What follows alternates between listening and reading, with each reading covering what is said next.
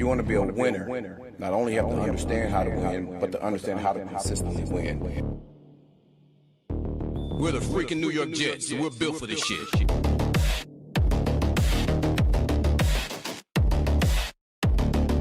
That's our brand of football.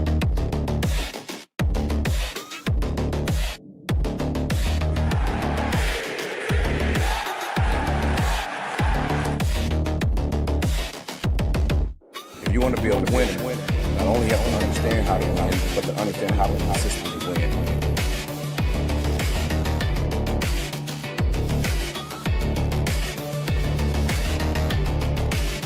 We're the freaking New York Jets, and we're built for this shit. That's our brand of football.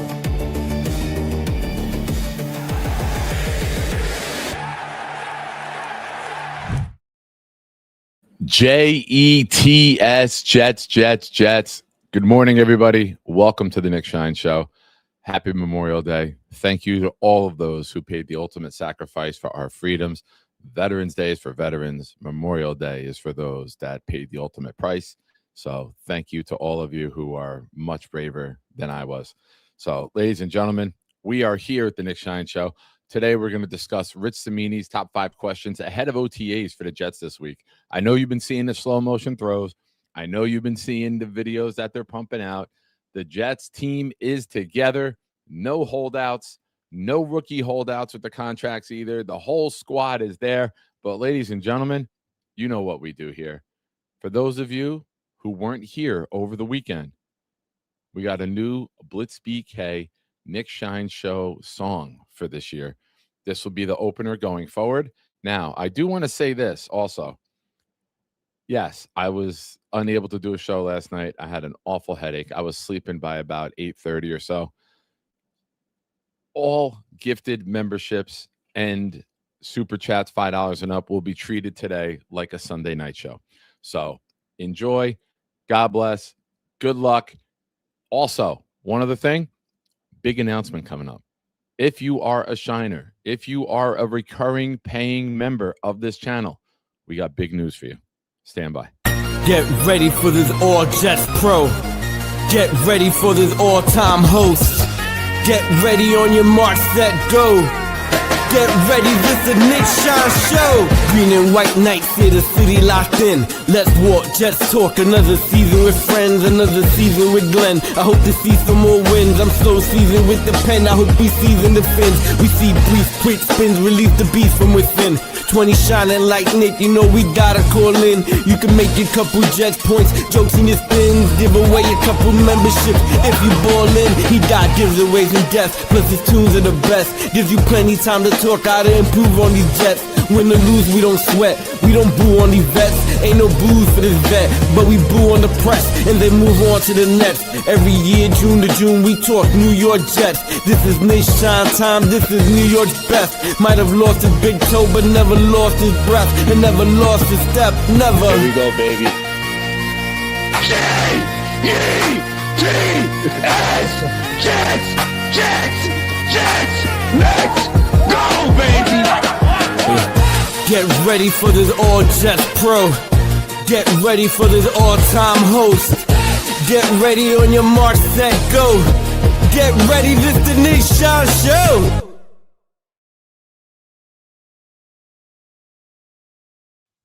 Shout out to Blitz BK. Of course, if you are a Shiner, if you are a member of the channel, do what Cisco Black Gypsy did. Hit that Blitz BK emoji. Show him some love. Now, Blitz Black Gypsy, I saw your comment. You won an awesome T-shirt. If I won, I was sending mine to Gary. I thought that would have been hysterical to just message Jake, send this to Gary, say from Nick with love, and spell Nick with the K, obviously, like the Knicks. But, folks, here's what we got. So I know we've been having a tremendous amount of gifting. We're trying to get to a new high here on the channel. As of this morning, we are 80 away from adding a new emoji to the channel. Now, instead of just relying on people gifting to get us there, I wanted to think of an incentive to get people to join up and pay for the recurring monthly. So here's what I'm announcing for the first time today. we're going to have 2 raffles a month. We're going to do one for the recurring paying members of the channel exclusively. So if you sign up as a Shiner, recurring payments like Addison, Cisco, David D, and many others here in the chat, you will be automatically entered. You don't have to do anything else. All you have to do is just join and hit recurring payments. Boom. We'll do a raffle once a month. It'll be different types of prizes. Maybe sometimes it'll be a mini helmet. Maybe it'll be an autographed photo. Maybe it'll be another cool item that I come across on the Jets searches on the webs. But I wanted to incentivize and thank those who do take the time and sign up for the recurring payments. So again, if you are a recurring member and a Shiner, like Charles Gorman, like Genergy, you will be entered in a raffle. You don't have to do anything else. Just sign up, bloop, recurring payments, and you will be entered every month for a New York Jets prize. David D, I know you are in there as well as our resident Lion fan. Obviously, if you win, maybe I'll find a Lion prize for you. But I wanted to thank all of you who spend your hard-earned money, or if you're Charles, just money, and support this channel and support me. It is greatly appreciated. Love you guys. Couldn't ask for a better community than our Jets fan community here. Now, a couple things. Janet, I have a question for you. What's my name in Spanish? Nicasito? What would my Hispanic name mean? I know everyone's got, John's got Juan. Charles has Carlito. Like, what's Nick in Spanish? Please fill me in, Jen. Yeah, see, it's a name that transcends. Oh, Nicolas. Oh, that's Russian. What the fuck did I do that accent for? Because when I see it without the H, I immediately think it's Russian. Nicolas. All right. No, Robert. My name is not Roberto in Spanish. Calm down. All right, folks. Here's what we got going on. Hit the like button. Subscribe to the channel. This Sunday night, we're giving away 2 prizes. Make sure you're here. Again, we're treating today like the Sunday night show. Gifted memberships are doubled. $5 super chats and up are doubled. But let's get to the main event here. Let's break down. And also, I hope you guys like this new layout for when I add a link. I know Genergy and Leany always tell me we need to see more of your face. Don't make your box small. Hashtag Diana Rossini quotes. There we go, Cisco. I know you were waiting. 8 minutes, 12 seconds in, we drop one. But Rich has an article here answering 5 questions ahead of OTAs for the Jets. Aaron Rodgers is there, and I was like, why? And then the fine print here says, Rich Cimini assesses the Jets organization since moving on from QB Aaron Rodgers. 49-second video. No, I did not click on it. Now, the offense will have more speed than last season, which should mean more explosive plays. The Jets only had 40 such plays of 20-plus yards, second fewest in the league. So right away, Rich is aligned with everything that I've been saying and others. This speed that we've acquired and put together is going to take the top off of defense. They're going to be yards after catch. There's going to be more explosive plays. Joining wide receivers Garrett Wilson and A.D. Mitchell, our first-round picks Kenyon Sadiq and Omar Cooper Jr., giving the Jets 4 pass catchers with 4.4 second speed or better. How new offensive coordinator Frank Reich uses them remains to be seen, though we have some clues from his most recent NFL stops in Carolina and Indy. Data shows that Reich leans heavily toward 11 personnel, 1 running back, 1 tight end, 3 wide receivers, with a lot of shotgun and a lot of no huddle. His play action and pre-snap motion tendencies are surprisingly low compared to the rest of the league. Reich, like most good coaches, will tailor his scheme around the players, which I love. You don't coach to the team you want. You coach to the team that you have. You have speed, you have talent, you have multiple tight ends. You build your scheme around that. That likely means more 12 personnel, 1 running back, 2 tight ends, 2 receivers. To get his tight ends to Deke, Taylor, and Ruckert all on the field more often. Everything will be done to accentuate what the players do best, Reich said. Obviously, that starts up front. Listen, it's certainly going to be no secret or surprise that we're going to want to run the football, so we'll continue to emphasize that. These guys ran the ball pretty well last year, so we'll build on that. But you also have to find ways to be dynamic in the passing game and be excellent in situational football. And the way to do that is to create problems that the defenses can't solve. Number 1 priority is fixing Smith, 35, who was a Pro Bowl quarterback 3 years ago, but has a league-high 32 interceptions over the past 2 seasons. He fits perfect in the system, according to Reich, who has had success with older quarterbacks. So, to summarize that, it's a lot of the things that I've been saying here on the show, amongst others. I'm not going to pretend that I'm on an island by myself with this, but you got the multiple tight ends. We knew the minute that Sadiq's name got called, with Taylor being a second-round pick last year, they're not giving up on him. You find ways to get them out there together. You find ways to create the mismatches. You find ways to put the advantage to the Jets side of the ball. There could be times where they go with 2 running backs, 2 tight ends, 1 wide receiver, and then you can flex out and put Breece Hall out wide in a matchup that you covet and have Braylon Allen in the backfield. So what are you going to do now? You got 4 wide, but then you can also pound the ball with Braylon Allen downhill. So I like the way that they're structuring it. I like the way that they've built the offensive line, and now you're adding to the weapons. What good are weapons if you don't have a line? Jamar Chase was frustrated at times. The Cincinnati Bengals win a Super Bowl if they can block for half a second more. Jamar Chase had his guy beat. Burrow had a rush to throw, and it was incomplete. But if they had a little bit better of an offensive line, which makes no sense trading for a defensive tackle when you have Joe Burrow, you should be doing everything you can to keep Joe Burrow upright. But that's just me. I would love to have Joe Burrow as a Jet quarterback. With this team, with these weapons, with Joe Burrow, you could be talking about a title contender. But I digress. Maybe next year. 3 1s. Ooh. Stay tuned, folks. Again, happy Memorial Day. Thank you for taking time out of your day to be here. Hit the like button. Subscribe to the channel if you haven't already. Also, considering signing up for recurring payments and becoming a shiner on your own, not just getting gifted. We're going to have a separate raffle each month for those of you that are just signed up. When you use your recurring monthly super chat, you're going to be entered in the raffle. And yes, I do have a list on YouTube Studio of who is recurring and who just gets gifted. So please consider joining the channel.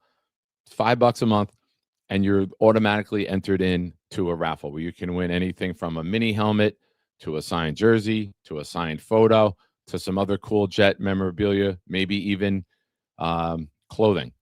Let me know what size you are, and I'll find you something and send it to you. So I would appreciate all of you if you did that, because we're getting a lot of love lately with the gifted memberships. But let's build this community up. Nick, would you trade all 3 first-round picks for Joe Burrow? Not all 3 in 27, no. I would give 2 in 27 and 1 the following year. I would keep 1. I know they're going to want the best one, but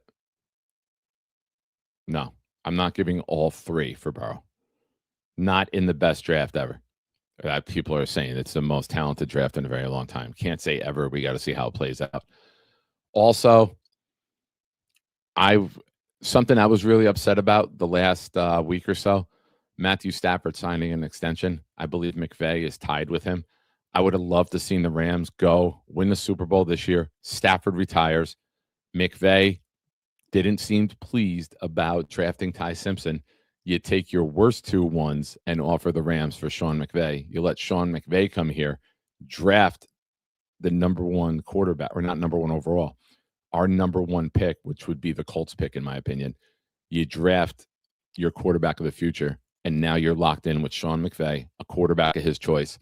And I think Jets fans would be absolutely freaking hysterical. In hysteria, excuse me. because you got a quarterback coach, an offensive coach, a multiple Super Bowl winning coach with this scenario. Yeah. But I couldn't do all three. We still have so much to add to the defense. You need corners. You need a linebacker. You need another offensive lineman. I couldn't do all three. I would love to add with these three as of now. I would look at them. Say we picking number 3. You're taking a quarterback there with the Colts pick. Say we pick number 11 with ours. You take the best player available, whether it's a cornerback, whether it's another defensive end, whether it's another edge rusher, if you decide you move on from Will McDonald, whether you take the best linebacker to have him take over for DeMario, whether it's the best safety. I don't know if we want to go interior lineman there, or you take the best wide receiver. You keep adding to this roster. You just take the best talent. And then with the Cowboys/Packers pick, which hopefully is somewhere between 14 and 18, like they just missed the playoffs, then again, you take the best available player. There's a lot of possibilities, but I couldn't give all three up because I don't think we're there to win. We still need to make this defense a finished product. I think it's going to be light years better than what we saw last year. And if for some reason Glenn doesn't work out, you have the ability to bring in a new defensive scheme, and you have a lot of young talent. But I think we're going to be okay. I really do. If this team stays healthy, I think you're looking anywhere from 7 to 9 wins. I think they're good enough in the trenches, but we'll get more into that later. I appreciate the question. I like that. I like questions that are spur of the moment. Oh, this is a good comment. Joe the Jet G. Cade Klubnik is 2-0 against Drake May in college. I don't think he's the franchise guy, but it's a funny stat to point out. Yeah, well, the first 2 years that Klubnik was at Clemson, they were a powerhouse, right? And in North Carolina was not. May was the better NFL prospect, but Klubnik had the better team around him. So it does make sense. I get that. All right, here we go. Next. Perfect segue, Joe. Will rookie Cade Klubnik be the backup quarterback? Rich goes on to say, the Jets haven't signed a veteran because they want to see what Klubnik can do over the next month. That goes for Brady Cook and Bailey Zappi too, but it's really about Klubnik, a 4th-round pick.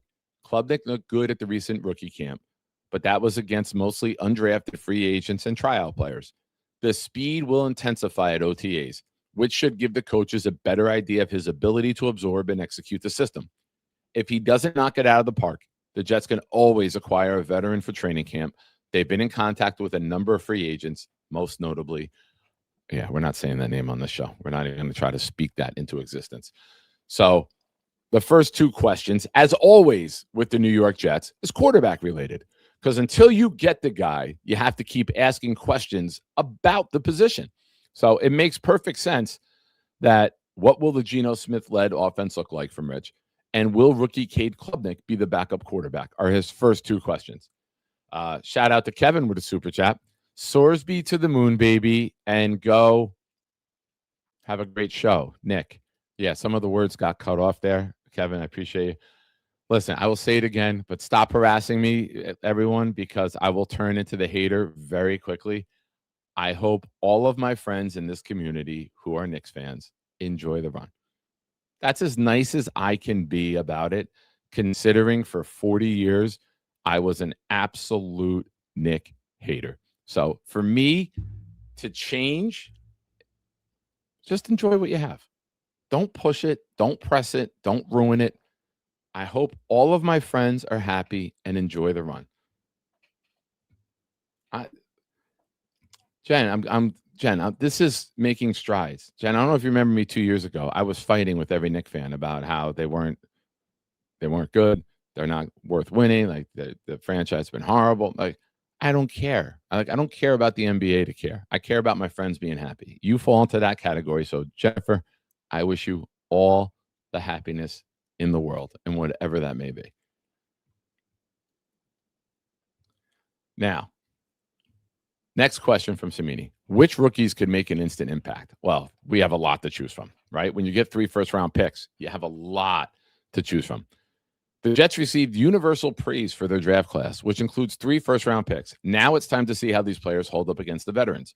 The spotlight will be on edge rusher David Bailey, number 2 pick, the highest drafted defensive player in franchise history. The big question surrounding him is his run defense, but that won't be answered until the pads go on in training camp.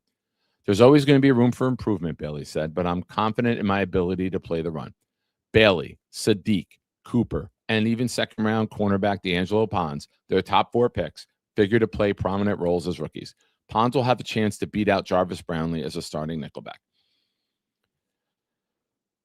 Don't forget about Jackson, the defensive tackle. I think he's going to be in a rotation. He's going to be out there with Phillips, with Sweat as your run stuffers. If there's a big third down and it's 3rd and 2, don't be surprised if they go Jackson, Sweat, Phillips right down the line with 3 monsters.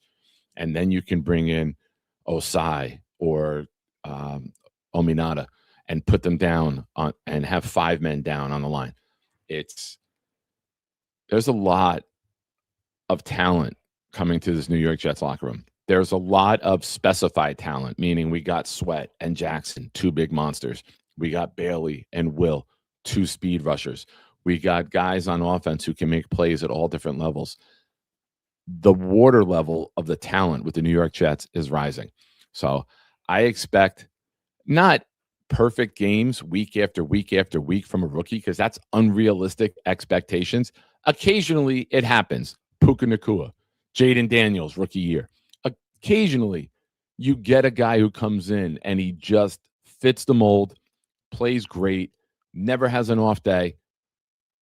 Now, I expect Bailey to be neutralized at certain points throughout the season. I expect Sadiq to maybe have his timing off with Geno here or there.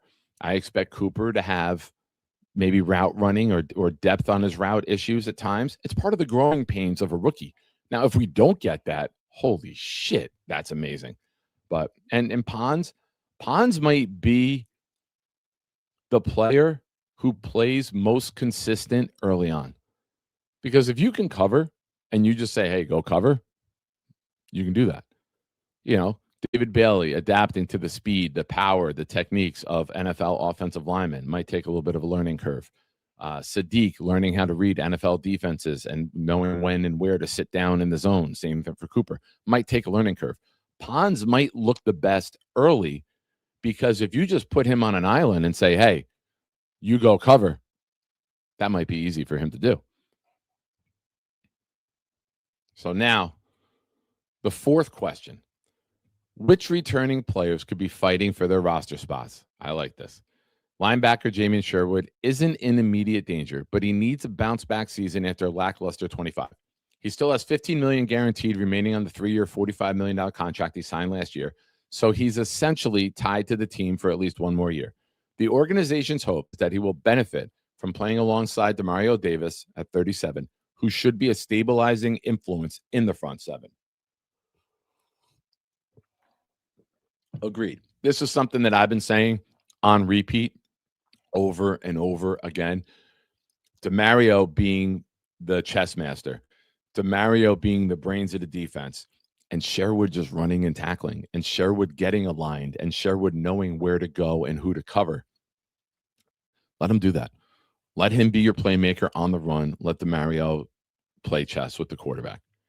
Also, veterans who could be in trouble are safety Andre Sisco, defensive tackle Mozzie Smith, edge rusher Braden McGregor, and wide receiver Arian Smith. I think with the speed and with Geno's ability to throw downfield, I will say this. Arian Smith is one of my most intriguing players to keep an eye on this offseason. You know, this preseason, I should say. We're past the offseason. Now it's preseason. Fuck yeah. Now, he can get deep. Hashtag Diana Rossini quotes. But Arian Smith can get downfield. Arian Smith can be a game breaker. And if you want to really load up, you can put Arian Smith, A.D. Mitchell, Garrett Wilson out there with one of your tight ends and Brees in the backfield, you can flex out and go 5 wide. Who are you going to cover? There's going to be jets open at every level of the football field. And Geno just has to pick. What does Geno have to say? Well, he's going to look at the defense and he's going to say, oh, yeah, there's my bitch. And just attack the bitch time and time again. Coincidence, there's a lot of bitches up in New England. One of them is on the sideline as the head coach. And the majority of them are all defending their coach online. Bunch of bitches. The whole fucking region. Unless you're a Jet fan, then you're pretty cool in my book. All right. How is Glenn handling the pressure of being a 3-14 coach? Glenn recognizes he made mistakes in 2025, and after self-reflection in the offseason, he's confident he can correct them. Experience is a great teacher. Being humbled is a great teacher. Now, being humbled is what Aaron Glenn had happen to him. He had the macho bravado. He had the chest pumped out. He had everything. Yeah, we're going to do this. We're going to do that. It's coaching. Oh, shit, man. Everything failed. He's lucky to have a job.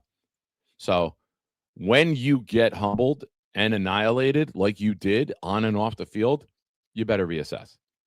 You better change your path. You better change your course. You better change your ideology. You better change everything. And they did, starting with a lot of coaches. The press has been praising him at the owners' meetings while Mike Vrabel was dipping his tea bag into a wide open cup. Aaron Glenn was focused on being better and treating people better at the mic. All right. Small gain. Doesn't do a goddamn thing on the field. Hulk Hogan. Oh, wait. What am I doing that voice for? Why the fuck did my brain just go blank on my Iron Sheik voice? I'm disappointed with myself, and now I don't even owe it to myself to do it. I do a good Iron Sheik, but for some reason, I've been doing Andre the Giant voice along with other voices from watching the great podcast that came out this week with Sasso and Soder. Oh my God. It's one of the greatest things I've ever watched. Them reading Charles Manson quotes and as Dave Chappelle and as wrestlers, it's ridiculous. All right, back to this. Glenn seems more comfortable in the job, which is what you expect in year 2. It might be because he's surrounded by more experienced staff, which he overhauled with input from general manager Darren Muji. He still gets fiery, though. In a recent rookie camp, Glenn didn't like the way a play was run, so he barked at the players and told them to repeat the play. He's intense, man, Bailey said. He's intense on the field. So that's different. I love that. You set a standard for your team. You set a standard for your players, and you don't deviate from that. You don't accept sloppiness. You don't accept failure. You get in their face. You tell them, this is not what we expect. There's nothing wrong with coaching. That has nothing to do. I didn't like that part at the end by Cimini, I'll be honest, because that's different. You set your standard and you make sure the team gets to it. A sign of a bad coach is a bad play or a bad rep goes and you just let it go. All right, on to the next play. No, run the shit again. Get it right. Black Gypsy with a super chat. Rossini's box is like the box from Ace Ventura. Oh, it's been kicked around, beaten. Yeah, it's bruised and battered. I did not miss it. I saw it. I got you, bro. No worries. So we're not going to know. And listen, I don't live in the overreactive world. I know a lot of people do. And I know when the season gets here, some of you may like or some of you may not like, and that's fine. You're all entitled to your opinion. You might not like the way I approach it. But if we go out and win week 1, 30-3, it doesn't mean anything for the next 16 games. If we go out and we lose week 1, 30-3, it doesn't do anything for the next 16 games. So I don't live in the overreactive, paint with the broad brush, everything's the way it's going to be because it was like that today. I keep telling you time and time again, I changed my path in life. It's possible for anybody to change their path at any given moment, at any given time, including teams. How many times have we seen a team just turn it on? We saw the Giants go on championship runs when they were awful. We saw the Patriots turn it on a couple times. Am I working tomorrow? What we got? Nice. Turf game. Can't get rained out. 6:30. All right, let's go. All right. Second job just emailed. But folks, yeah, exactly. Raiders beat the Patriots. That was their toughest game of the year. How about the year that New England cut safety Lawyer Malloy like on Labor Day, and Buffalo picked him up. He goes to Buffalo. They beat them, I think 30-3, if I'm not wrong, on opening day. And then Buffalo was nothing. And then New England goes on to win the Super Bowl that year. So anything can happen in the NFL. Week 1 does not give you the big picture. You know, would it be nice? Do I want to lose 30-3? God, no. I'm going out to Nashville. We're part of the Jet takeover. Want to win that game. But that game can be a launching pad. It's 31-0. Thanks, Chuck. Appreciate you.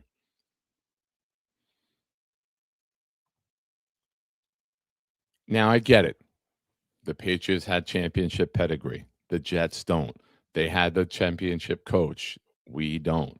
I'm not trying to say we're going to be like the Patriots, and if we lose week 1, it's going to automatically equate to a championship run. But I'm not going to automatically paint other games as losses because they played bad 1 week. It happens in the NFL. You see upsets all the time. Tennessee, we should beat them. We're more talented than them.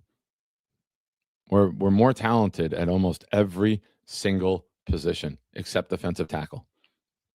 You want to say wide receiver, they have us with Ridley and Tate? Okay. I think it's close. You know, Tate's number 4 overall pick. Cooper got added at the end of round 1, so the edge is there.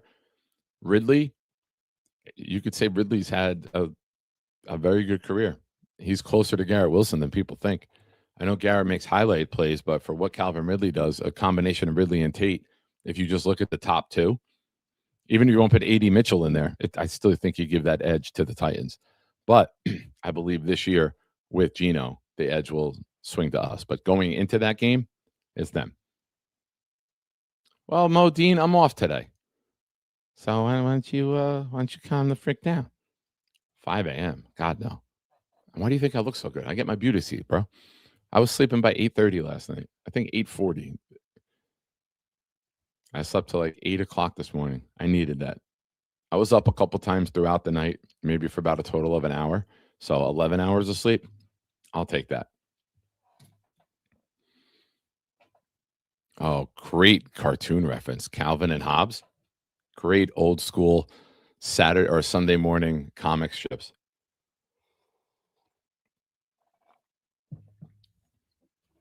Now, for those of you that missed the beginning of the show, new announcement here on the program. If you join up to be a Shiner, if you join up and you hit recurring payments every month, I'm going to do a raffle just for those of you that are Shiners with recurring payments. I wanted to incentivize that. I wanted to get you guys, instead of waiting for a gift, this is how we raise the water level here, right? If more people sign up, and then when the gifts get given out, the community grows, the community's bigger. So for any of you who are on the recurring payments, you're going to be entered in a raffle. It starts June 1st, end of the month, last show of the month, we'll do a raffle. Simple. You don't have to do anything except that. Just join and you're automatically entered. Now, I want to get more into the Klubnik talk. I like that the Jets are throwing him into the fire. See if he can sink or swim, right? Throw him into the deep end of the pool. Let's see what you do against the starters. Let's see what you do against the second team. Let's see what you can do. Now, this is a guy who last year, September, preseason, was a top 5 pick in the NFL. Him and Nussmeier were, and if Manning came out, he was going to be up there. If Aller came out, he was up there. None of these guys. Nussmeier was round 7. Klubnik was round 4. Aller, I think, was before Klubnik, late 3 to Pittsburgh. But Pittsburgh has to completely break down him and his mechanics and rebuild him from the bottom up because how bad it was at Penn State.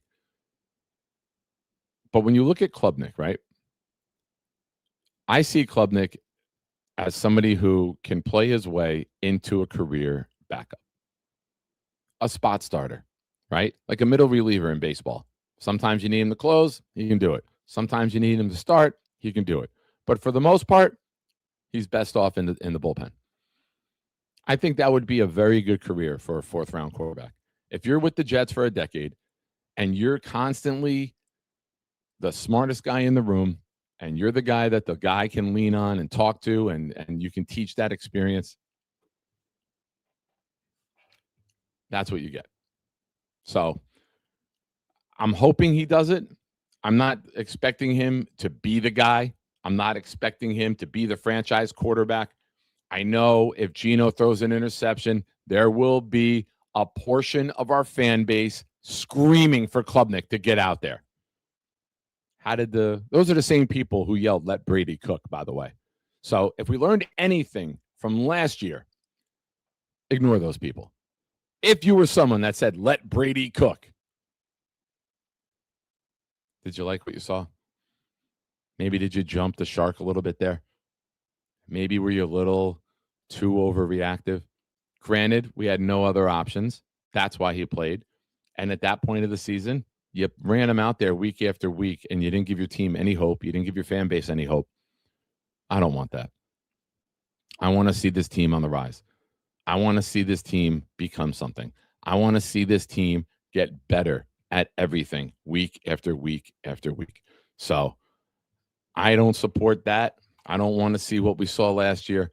I want to see a team that gets better week after week. Whenever I coach a team, I told them, however we start week one, we better be nowhere near that team come the final week of the season. You don't want to be who you are in week 15 that you were week one, because that means you didn't improve. That means you didn't get better. That means that everyone failed. Folks, you're watching the Nick Shine Show. Hit the like button. Subscribe to the channel if you have not already. Appreciate all of you for being here again. Had a massive headache last night, so I was in bed nice and early. Apologies to those of you that were looking forward to the Sunday night show. Just so you know, I look forward to the Sunday night show. So my apologies. Now, let's do something that I know you guys love. Let's open up the call lines. Let's see how many likes we're at. We're at 28. We got 33 watching. Let's get over 30.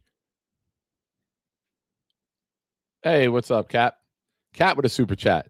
Nick, you think Cade is the real deal? I do love how many college starts he has had. I can see him being a franchise guy at some point. You have me until the last sentence. I think I don't know if you're coming in late, but I just went over, but I'll repeat it for you because you gave the super chat. I appreciate you. That's 2 raffle entries for you for Sunday night. Make sure you're here watching. We're going to have the raffle Sunday. Now, I think a career backup, a solidified number 2 guy who can spot start is great. I would be absolutely floored if it gets to the point where he becomes the franchise guy. I would be lost for words if we go into next year's draft and do not take a quarterback in round 1 because we have Cade Klubnik. I would be shocked. I wouldn't know how to address it. We'd have to see a Ben Roethlisberger type of run. We'd have to see a Tom Brady type of run. We'd have to see elite football where every week it just looks like it fits. Hashtag Diana Rossini. Quotes. Now, I'm not going to put that pressure. I'm not going to put that stance out there for me. So the receipt gets kept. Like I said, career backup will be a nice career trajectory. If he gets the opportunity with extended amount of time to start and something amazing happens, am I going to be against that? No, but I definitely do not expect that. But I think there's a lot of good traits as a leader. You know, Chad Pennington didn't have elite physical traits, but he was an elite leader. He was smart and he knew where the ball needed to be, and he got it there. Is that expecting too much from Cade Klubnik? He's a great leader. He's got the hair that Chad had, maybe a little better hair than Chad. Chad was a little thin on top. But if you get the start and you have the system grasped and you have the ability to read the defense, get the ball out on time and time again, and you have this cast of weapons, why can't great things happen for you? You know, I think that if you simplify your job and do the little things well, it can lead to big things. And I think too many people, like Zach Wilson, try to do the big thing without doing the little things very well. So, you know, you take the field 6 yards at a time. You know, do a quick pass to Sadiq Taylor. Let them turn it up into a 14-yard play. There's no reason that you can't get the ball out quick. Hopefully, Reich creates a good scheme, and Geno just excels at it. And we don't even have to worry about Klubnik because Geno's playing like a top 10 quarterback. If Geno's getting the ball out at a 66 to a 68% completion rate with these weapons, the New York Jets are going to do a lot on offense. They have too much talent not to. They have too good an offensive line not to. They'll have too good of a play action attack downfield not to. Is Geno going to throw some picks? Yeah. Are some of them going to be ugly? Yeah, probably. Might he have a multiple interception game? Yeah. Vinny Testaverde did too. But then there was times where Vinny was lights out and couldn't miss a throw to a Jet and had 4 touchdowns and 400 yards, and we win in a big game. Would it be asking too much for Geno to come in and be like Vinny? All right, throw us 4 stinkers and then give us 10 games above average quarterback play and give us 3 games average quarterback play. You're going to look at a winning football team. I fully believe that. Mo Dean with his usual Mo Dean spin. Cade Klubnik seems like a dumb jock, which is exactly what you need to become a great player. Ladies and gentlemen, Deep Thoughts by Mo Dean. Thank you, Mo. I never know what your comments are going to lead to, but I do appreciate them. Ladies and gentlemen, I have 2 guys in the back who are both playing with their lips and their face. I don't even know which one to go to first. They clicked in at the same time. First one, Charles Gorman. Hey, buddy. How you feeling? I'm feeling good, Charles. I'm doing better than your hair day. Yeah, I know. I love you too, man. Heard you had a headache yesterday. I hope you feel better from that. I survived. It's not an ear infection. I'm good. Thank you. Look, man, I kind of have to agree with a lot of the stuff you're saying, but I typed it in the chat, but I'm sure you heard about the Josh Sweat rumors in Arizona. Yeah, I don't have any interest in trading for a guy that age. How old? He's only like 29 years old. Yeah, we're building a young team. That's a move, and that's a contract that you pay if you're looking to get over the hump. I don't think we're looking to get over the hump. Now, if you trade Will for him and he's going to come in and play more, maybe, but I don't think that's a place, a position, or a contract that the New York Jets are at right now. Good point. Just an interesting thought. Mm-hmm. Listen, whenever anyone comes available and the Jets have been bad, a portion of the fan base is going to say, let's get this guy. He makes us better. Yes. But look big picture.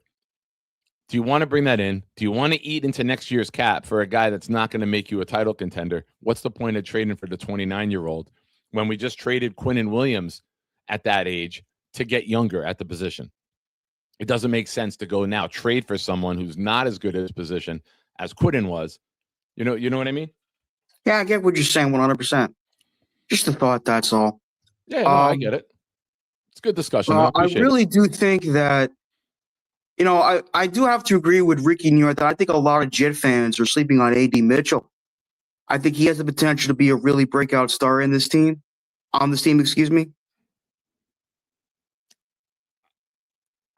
Ricky had him catching like 94 balls, his first projection, and I can't see that.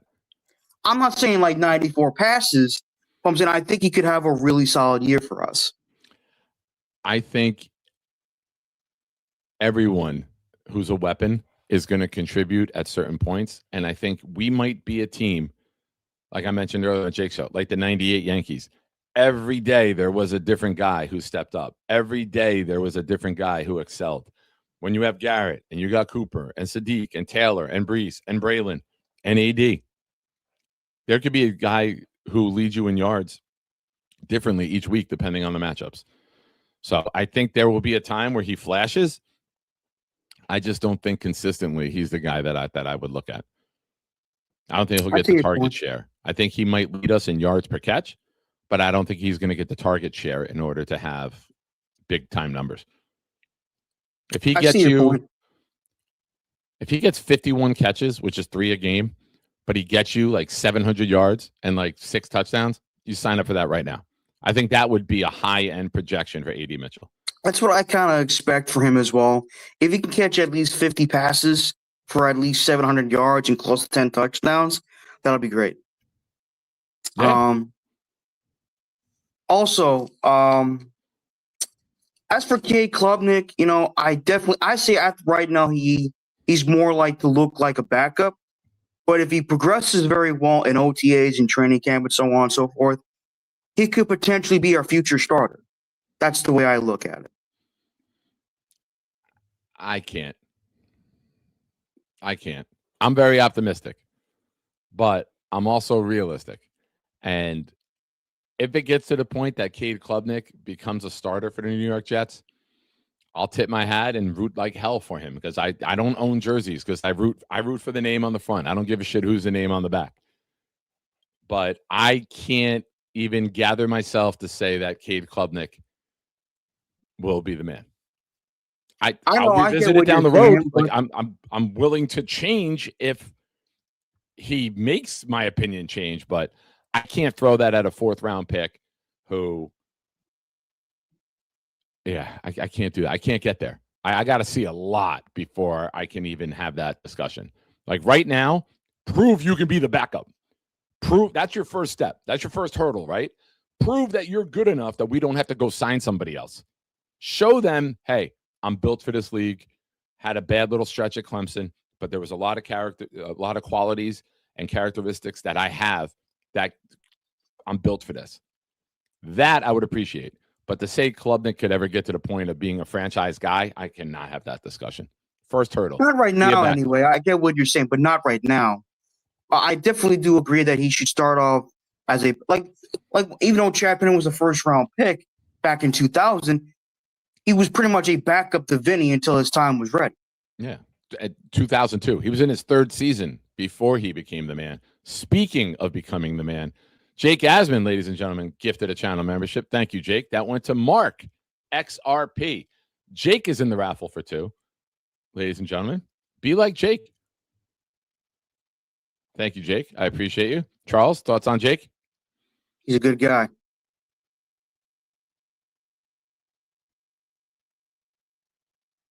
I just said he's a good guy. Why are you paused? I thought you'd have more to say. That's all I got to say. You are very frivolous with your food budget, but now with your words, you're very frugal. It makes no sense to me.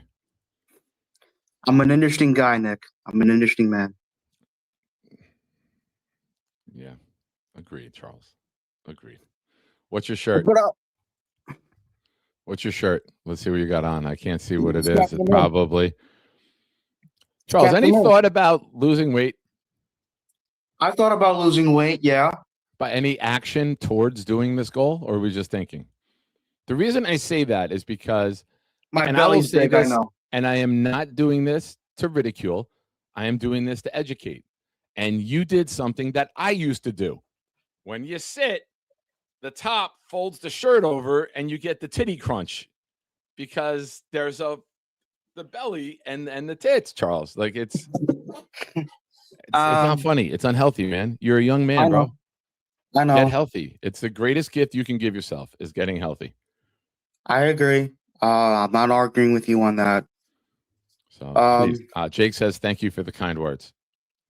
You're welcome, Jake. Sorry, I haven't watched your show. Did you use ChatGPT to generate the kind words about Jake, or did you think of those on your own?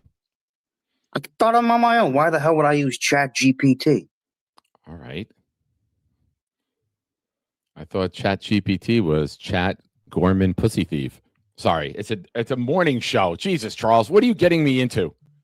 You Also, started if it, anyone not can me, create an image off that, send it to me.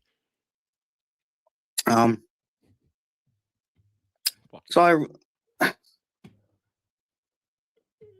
Forgive me, everyone. I'm sorry. yes, forgive Nick, everyone. He's a bad boy. See, you talk nice about Jake, then you shit talk me. I'm joking with you. Charles, I do the jokes here on the show. This is your first time watching? No. Do you want me to bring in my joke master? What, Beast? No. If there's someone in our community who is a specialist at jokes and a very knowledgeable human being on humor. But first, Hawk, member of the channel for 23 months.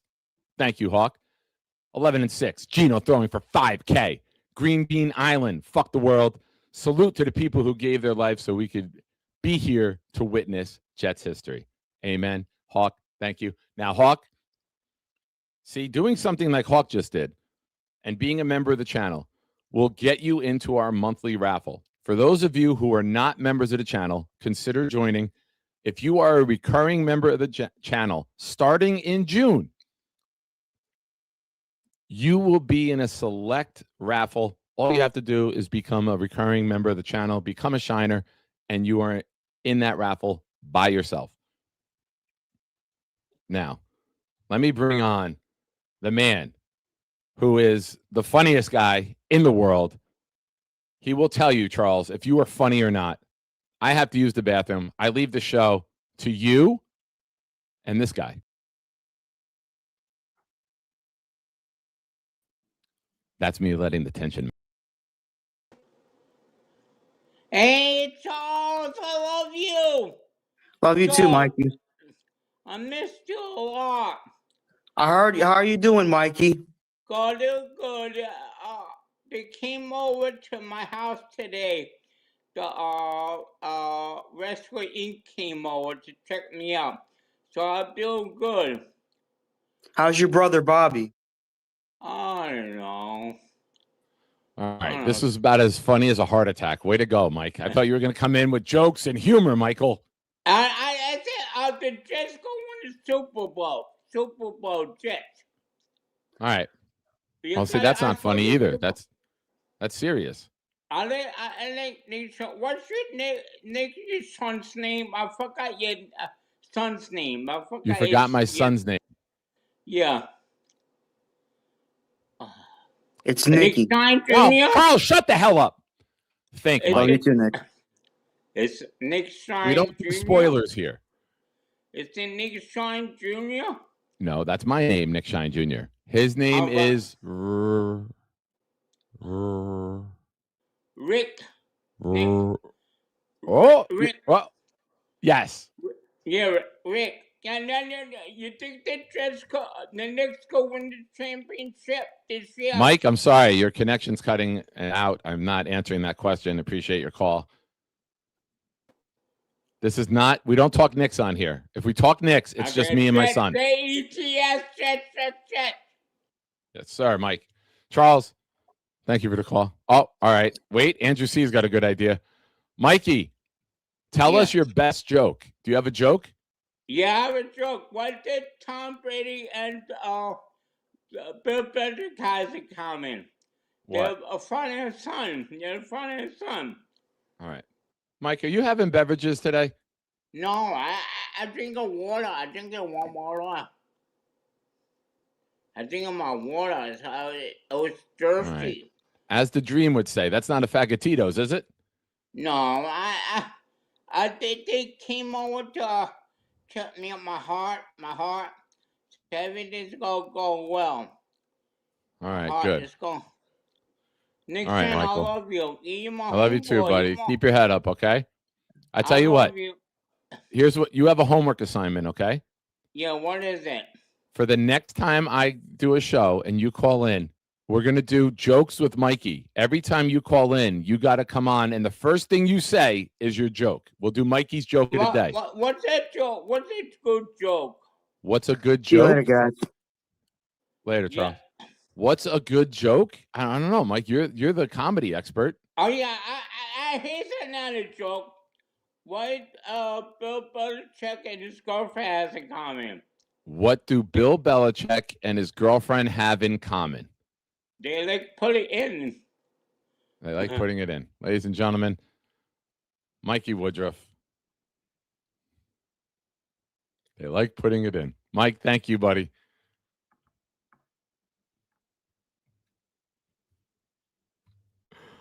Oh, Mikey's the best. What do... Oh, here you go, Mikey. I got one for you, okay? Yeah. Now, Mikey, you can go tell everybody this joke is yours. What do Mike Vrabel and Bill Belichick have in common? They fuck each other. Mike, there's kids watching. I know, but what are you doing? That's the answer. That's actually the answer. That girl. That's the answer. Nope, you got it. That was the answer. Happy Memorial Day, everyone. Welcome to an afternoon show with Nick Shine. Next up, as this New York Jets Nick Shine train gets back on track, Kyle Clifton. What's going on, Nick? How are you, my friend? I'm good. I think that we're going to see some exotic stuff from Frank Reich, based on what you have to, right? When you have all of this speed and all of this talent all over the field, you can't go base. You can't be boring. You can't be vanilla. You have the ability to exploit the defense and expose them time and time again. Right. Maybe not against the Titans, because I think that the secondary is maybe an Achilles heel for them. But it might make sense to have like true pass catchers like Cooper and Garrett and AD out there. You know what I'm expecting? If I'm making an early week 1 prediction, Breece Hall 10 catches. Really? We saw it, right? We were this defense. What killed us? Swing passes. Right? Running back in the flat, time and time again. Put 3 guys on one side, send them deep, swing pass to Breece. Let Breece be one-on-one with who's out there? Who the hell is their linebacker? I don't even know. Who's their middle linebacker? Anyone know Titans linebacker? He's not worth knowing. So we ran this defense. We know that JJ is going to want to get upfield. Let them get upfield, do little tight end screens underneath it, and do swing passes to Breece.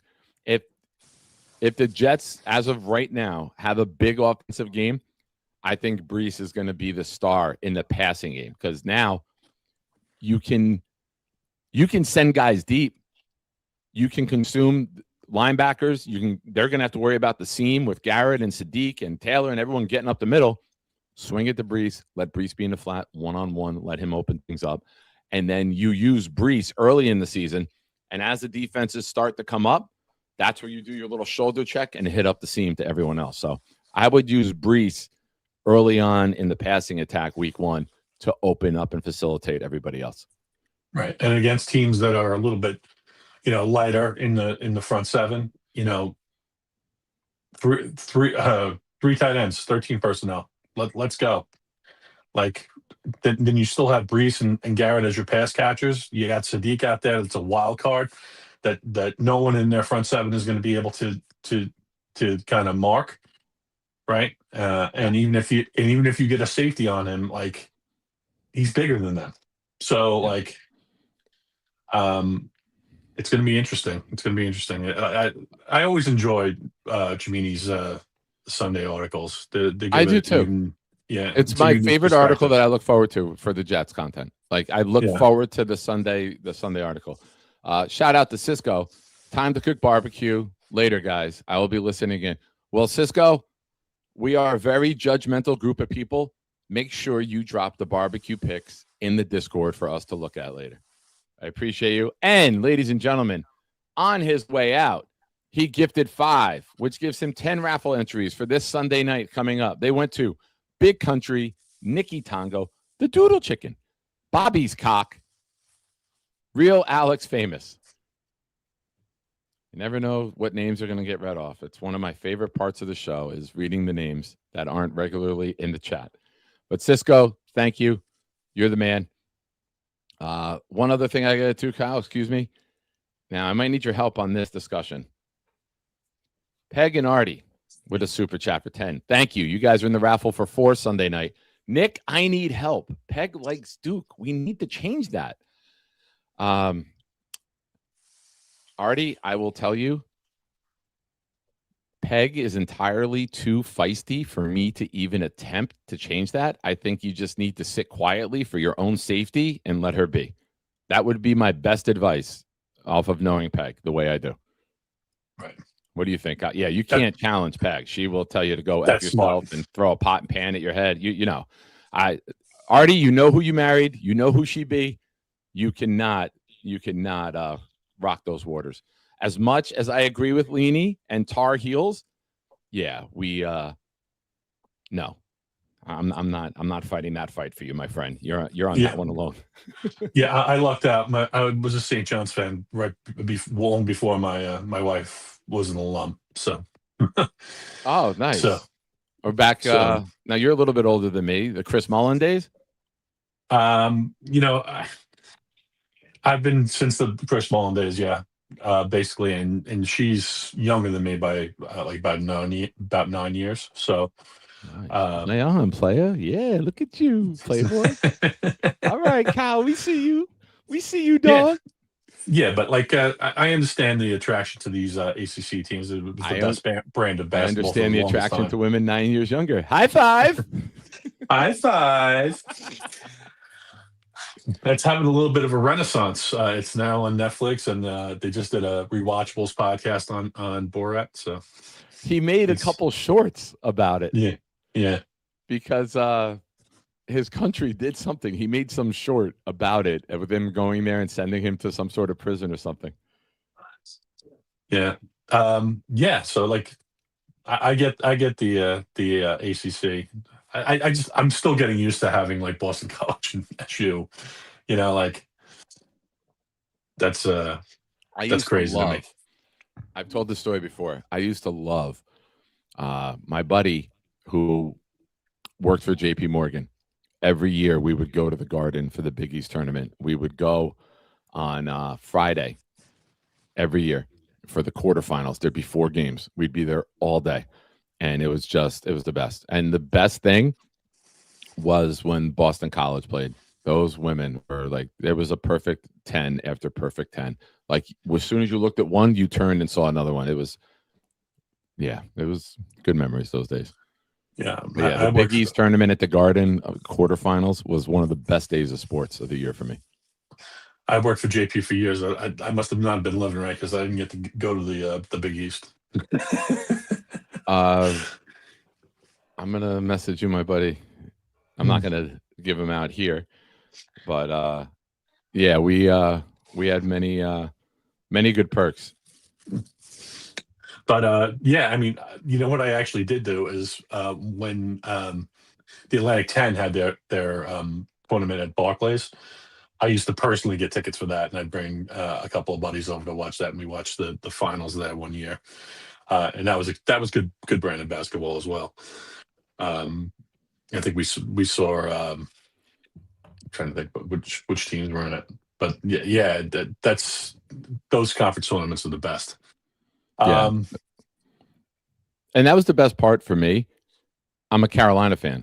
I had no allegiance. Like I would just go and enjoy basketball all day, you know? And that was when I think basketball was at its best, like the Big East, the ACC back in the day. And it was hard-nosed basketball. And it wasn't just a 3-point shooting contest. Like I enjoy that level. You call me old school, call me outdated, whatever. I just enjoyed that. I enjoyed big men being big men. I enjoy elite point guard play. And right. Just watching that type of basketball, and the Big East personified that for many, many years for me. I would much rather get right back to a point where like the Big East teams were actually in the East. Like you've got like DePaul and Crichton in there now, and Xavier, which is we're talking about the Midwest at this point. We got to get some of those Eastern powers, like traditional Eastern powers, like BC and SU back. So yeah. Did you see a thing the other day? It made me think of Rutgers, Maryland, and there was one other team that joined the Big Ten, and they are the 3 worst teams in college football against top 25 teams since they joined. Rutgers is 0-37 against top 25 teams. Maryland is like 2-30 something. And I forget the other team. There was a third team that joined when Rutgers and Maryland did. But they won 4 out of whatever. And it's pathetic that they went there for this money grab, and now Rutgers is just losing money. And a buddy of mine who runs the football program in town messaged me a video the other day, and I replied to him. I'm like, Rutgers is an educational school that has sports. They're not a sports school that provides an education. And their boosters give to the educational programs. They're not giving to the sports programs. They don't have Ray Rice. It was like the biggest name to come out of Rutgers football, right? Kenny Britt. Like, you're not talking about guys who are making $150 million in their career. So it sucks for Rutgers, and it sucks for it's funny because those are 2 guys that couldn't keep out of their own way, or else they would have had better careers in the NFL. Yeah. I almost fought Kenny Britt at my daughter's softball game a couple of years ago. Really? Yeah, I swear to God. Their coaches were being ridiculous. They're from Watchung.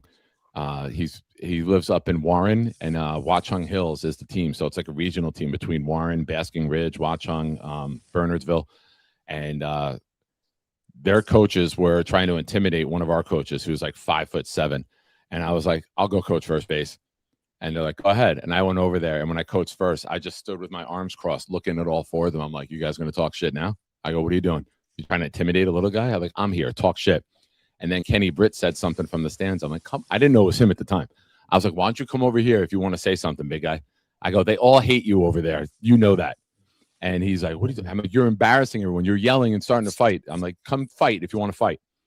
Coach comes up to me after the game and goes, hey, that's Kenny Britt, former Tennessee Titan. I go, really? I go, I would have fight him. I would have fought him. I would have let him hit me, take a dive. I would have dove to the ground. Maryland, they just couldn't cut it in the ACC. Is that what happened there? They were getting killed in basketball, and they decided to move. It's all money grab, right? Yeah. I think that they thought that if they went to the Big East or to the Big Ten, forgive me, they may have an easier path instead of being in the ACC. Yeah, I mean, in terms of basketball. But those used to be great games back in the day with Maryland and Duke and Maryland and Carolina, and back when Wake Forest had Tim Duncan. Maryland was a good team many years. They had Steve Francis. They had elite talent going to Maryland over other schools. Yeah, my football conference for my favorite team is like the island of misfit toys, the American. It's got all the military schools in it, and like Rice and like North Texas and all these other schools. So anyway, I just wanted to call and say, man, say hello, Nick. Enjoy your day and enjoy the younger wife, Kyle. Play on, play it. Go Knicks. Go. Oh, come on. You almost got me to say it too. That would have been smooth. Everyone's attacking me, and you did the very subtle kind. That's why I kind of threw it in there at the end. I'll talk to you later. Later, pal. Peg and Artie with an update. That was a total lie by Artie, Peg says. I actually like Notre Dame, Nick. Happy Memorial Day, everyone. Be safe. Yes, absolutely. Peg and Artie, you are in with 4 more raffle entries. And the way you two are going right now, I'm going to need you to start telling me who the super chat is for. I don't know if I could put Peg and Artie in the same ticket anymore. You might need a Peg and then an Artie category, because you guys are a house divided, and I'm not going to lie. I love it. I love it. You guys are the best. Peg's right. Yes, happy Memorial Day. Thank you to all those who gave the ultimate sacrifice for our freedom. God bless you. God bless your families. Don't forget Veterans Day for those who served and are still alive. Memorial Day is for those who paid the ultimate sacrifice. So appreciate you guys being here. I know it's a holiday. I know it's an afternoon. I wanted to get to bed early tonight. Long week ahead, working many jobs. My son has his prom on Friday. So stay tuned. We'll have some prom pictures on Friday night for the Shiners in the Nick Shine Show Discord. Again, new thing going on here with the show. Subscribe to the channel as a paying recurring member. We're going to start a new thing at the end of June where everyone in the month of June who signs up for recurring payments on their own and become a paying member of the channel, you're going to be in your own raffle. So a higher percentage of chance of winning than and then in the other raffle, we're going to have 2 raffles a month. I wanted to find a way to boost those numbers so that when we give the gifts out, we're bringing in more people from the outside. If you're here all the time, you're watching the show all the time, consider it. I would appreciate it. Black Gypsy with a super chat. I love when he super chats because he's in the chat and he hasn't called in, which is a win for America. Shine, what do you call $5 worth of weed? Oh, that's a good answer. I don't even know if I can. What do you call it, Black Gypsy? I think that's the answer right there, right?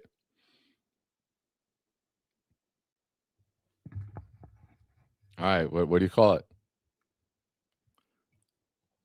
I mean, that's the answer. What do you call it? A waste of time?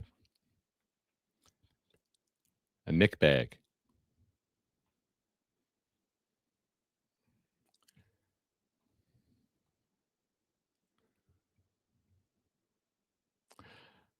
Oh, Leanie, I love his calls too, but just like he busts my balls, I'm going to endlessly bust his balls. And if he's not on air to defend himself, I can fire off insults quicker than he can type them. So I win, and I'll take any win I can. Shout out David D. Ladies and gentlemen, if you are a channel member, go ahead and find that lion emoji for David D. Make it rain for him. Also, earlier on, we added a Cisco Lopez emoji. I finally was able to do it after the stream ended. I don't know why I wasn't able to during it, but we have that in there now. So when you want to show Cisco some love, David some love, there you go. I also added this one. It's a little Shinemania. I was having fun. I wanted to see if I can get that. And once I added that, I was able to add the Cisco. It made no sense. I tried screenshotting, cropping, changing the file format, everything. Couldn't get it added during the show. 5 minutes after the show ends, I could do it. So it made no sense. Also, when you gift 5 on this channel, we show some love to Tommy. Thank you, David. Here we go, baby. J-E-T-S, Jets, Jets, Jets, let's go, baby.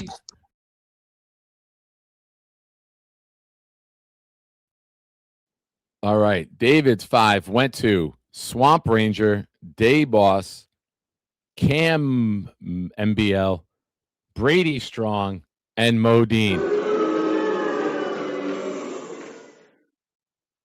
All right. Day Boss. Okay. Swamp Ranger, Modine. Modine. Thank you, David. I appreciate you. You're the man. Also, I know I was in the midst of talking to Kyle before, but Cisco gifted 5 as well. Here we go, baby. J-E-T-S, Jets, Jets, Jets, let's go, baby.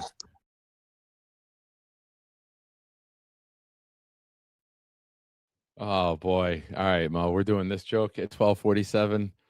Mo says, the booze get me excited. Yes, Mo is standing tall like an American flagpole right now. Thank you, David, for your gift, your generosity. I appreciate you. And Modine, congratulations. All right, folks. I got some time left. I got to head out around 1:30. Call lines are open. If you haven't called in a while, call in. Let's see how you're doing. Let's see what your thoughts are as OTAs start. Also, I think Mikey may have been lying to us. When Mikey starts talking shit about Bill Belichick, it usually means that there's a little bit of liquid pouring down. So I got a question for you guys. Let me know in the chat. No, not you, Mo, because you never tell the truth. How's the sound quality? I've been keeping the microphone up here, and I feel like it's too close. Like, I know it's a good microphone. Do you guys still hear okay? Like, does the mic still pick up quality here? Do I need it that close to my mouth? Or now that I moved it down, are we good? Throw me a thumbs up. Throw me an FU. Throw me whatever you want in the chat. As always, I appreciate your feedback. You know, I feel like it's more normal to be here. But is the volume okay now that it's down here? Does it still pick me up good? Thank you, Hawks. Appreciate you. Thank you, Dave. Yeah, I went back and watched before this mic and after this mic, and the quality is very, very noticeable. Gator wanted me to get this mic a while ago, and Kevin Tatz had the actual mic, and I was talking to Kevin Tatz, and I was like, I have to get that. I'm like, it's just the way you sound. I've talked to Kevin on the phone. I've talked to Kevin in Discord with his phone, and then I've heard him on this show and Addie's as well with this microphone, and I'm just like, I need that. So thank you guys. Appreciate you. Let's see. Let's play this game. Ask your Jets questions or other questions. Let's get nuts today. Like I said, I got nowhere to go till around 1:30, 1:20, 1:30 in that range. But let's play a game. Let's have some fun. Real quick, I'm going to run to the bathroom. Yeah, Kevin Tatz, my homeboy.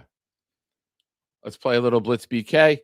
For those of you who missed it, there's a brand new third season of the Nick Shine Show anthem, courtesy of Blitz BK. Submit your questions for me to answer. I'll be right back. Turn it up, baby, baby. Get ready for this All Jets Pro. Get ready for this all-time host. Get ready on your mark, set, go. Get ready, this the Nick Shine Show. Green and white nights, here the city locked in. Let's walk, Jets talk, another season with friends, another season with Glenn. I hope to see some more wins. I'm so seasoned with the pen, I hope we season the fins. We see brief, quick spins, release the beast from within. 20 shining like Nick, you know we gotta call in. You can make a couple Jets points, jokes in your spins, give away a couple memberships. If you ball in, he got giveaways and death, plus his tunes are the best. Gives you plenty time to talk how to improve on these Jets. Win or lose, we don't sweat, we don't boo on these vets. Ain't no booze for this vet, but we boo on the press and then move on to the next. Every year, June to June, we talk New York Jets. This is Nick Shine time, this is New York's best. Might have lost his big toe, but never lost his breath and never lost his step, never. Here we go, baby. J-E-T-S, Jets, Jets, Jets, let's go, baby. Get ready for this All Jets Pro. Get ready for this all-time host. Get ready on your mark, set, go. Get ready, this the Nick Shine Show.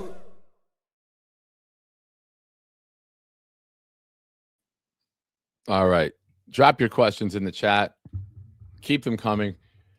Just like Diana Rossini keeps them coming. Ricky says, who will blow more leads this year, New England or Rossini? Ooh, I think Rossini will blow more loads. New England more leads. I don't think New England is going to be very good this year. I think what we saw last year was an aberration. I think last year was just the luck of having one of the easiest schedules. Even in the playoffs, they play the Chargers without their their left and right tackles, Staley and Alt. They blitzed the whole game, and Herbert wasn't able to do anything. May looked like shit. And then they play Houston and C.J. Stroud. If Ryans had the balls to go to Davis Mills at halftime, Houston goes on to win that game. I am fully convinced of that. That's not hating. That's just Davis Mills would have got the ball out. Davis Mills would have been adequate enough for that defense to win. Stroud handed them the game. And then they get the luck of playing Denver when Bo Nix breaks his foot on the game-winning drive the week before in the divisional game. And then Sean Payton's a fucking moron who no one told him that a snowstorm's coming, kick the field goal, take the 3 points, and instead he goes for it. And, yeah, stupid. And then they get into the Super Bowl, and you saw that they were outclassed, outmatched, and had no business being there. I think that they are going to be humbled this year. I think that they're going to be a team divided. I think that it's going to be an absolute shit show. And I love that the New York Giants and the New England Patriots are the shit shows right now, and it's not us. I love that it's not us. I love staying under the radar. I love the 1 o'clock games. I love that there's no divide with this locker room. I love that all the players are in for OTAs. I love it. I think where the Jets are at right now is where they need to be. You're coming off of 3-14. Yeah. Fuck New England. Modine, yeah, Blitz BK put the video together. He had some credits left on an AI site, and it completely turned me into house. We added a couple when I debuted the video on Friday night, I believe. I said that if the first person to tell me who I think I look like in this video gets raffle prizes or raffle entries, and like 3 people did it right away at the same time, so I had to give it to all 3. But yeah, Blitz and I wanted to get that video out, but I did send the video to Gator and asked if he can touch me up and add me to it at some point. However, I know Gator likes to have fun with me, so I can only imagine he'll probably make it look older and worse and say fixed it. But again, submit your questions, Jets questions, any other questions. I'm down to hang as long as you guys are. Black Gypsy, how many interceptions do you think we will have this year? And how many will Geno throw? Do we get more than he throws? Ooh, man.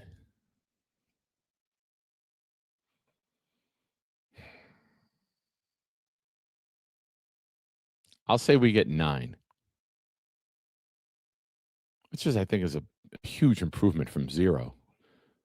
I think we get 9, and I think Geno throws 12. So I think we throw more than we get, but I think we win the turnover margin because I believe with the physicality of this defense and with Bailey and Will, we're going to get more fumbles. I think we create more fumbles than we do interceptions. But I think overall, we win the turnover margin at year's end, which is a key to winning games, right? You win the time of possession, you win the turnover margin.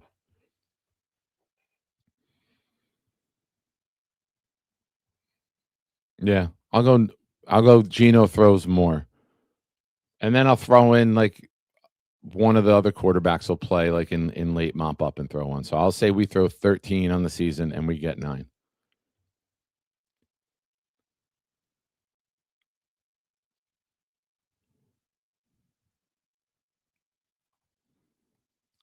Yeah, Boss Girl, 100%. He owed it to America, for crying out loud. He owed it to everyone rooting against the Patriots to just go to Davis Mills. There's no problem with when a guy is that off and a guy is that bad, just saying, hey, you don't have it today, right? We've watched big-time pitchers get taken out early in a playoff game and the team goes on to rally and win. You don't cut your nose to save your face. And he did that.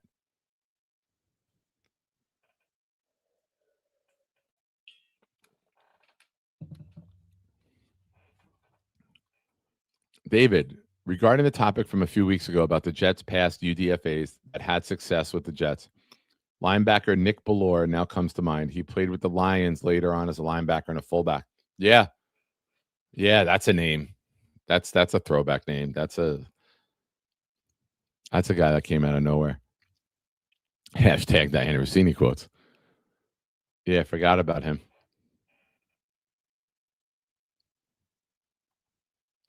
Modine, the defense was terrible last year. They have added underwhelming, aging veterans. How much will the rookies help? How do you see the defense doing this year? I think this defense, in terms of yardage, is in the top 15 because I think we're going to have a ball control offense. I think will be on the field longer, so their statistical ranking will automatically go up. I think with the run defense, it's going to be a top 10 run defense. I really do. I think that the physicality we have added up front and the fatties with Sweat and Jackson make this team very, very tough to run on. If you want to run wide on us, that'll be where you get us with stretch runs. But, an aging middle linebacker, questions on the edge with Will and Bailey and their abilities against the run. But I think overall we're a top 10 rushing defense. And if you're doing well against the run, now you're going to theoretically have longer third down conversions, and that's where Bailey and Will can really be impactful. I think overall, in terms of scoring, if you can give up less than 22 a game with this offense, you might win more than you lose. If you're giving up 25 or more week after week, it's problematic. But if you can be between 20 and 22 and you can average 24 a game, I think this defense is going to surprise people.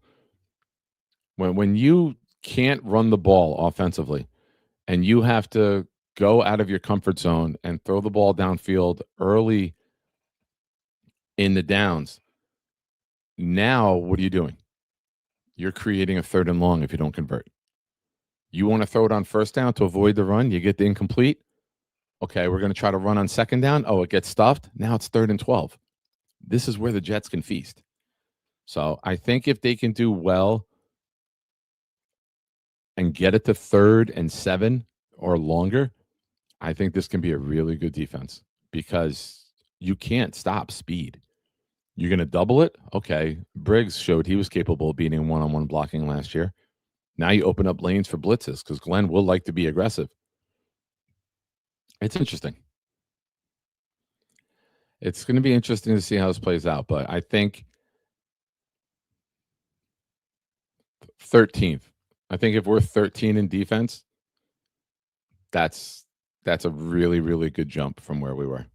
We gave up the second most amount of points in football last year. A lot of that, too, was on the offense, not being able to stay on the field. Defense on the field, 40 minutes a game some weeks. Nothing from the offense. It's going to change. There's going to be weeks where we have the ball for 35 minutes or more.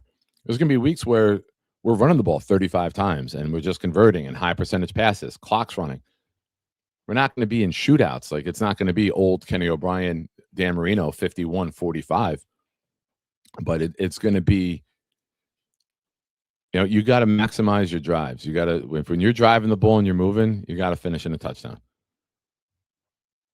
You get that 12-play drive, you're going for 70 yards, punch it in. Don't settle for field goals. Put the pressure on the other offense. Play with a lead. Imagine Will McDonald and David Bailey playing with a lead week after week after week. That could be some interesting shit. That could pad the stats for them in a good way. Because now, how many times have we watched teams get late sack after late sack after late sack because there's 7 guys deep and you need to get chunks of yardage quickly, so you hold the ball a little longer and then you give up cheap sacks.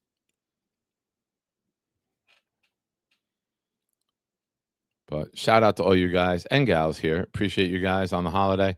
We're at 2,255 subscribers. We've had a nice jump, over a dozen the last couple days. Please subscribe to the channel if you're watching, if you're not already. Hit the like button if you are.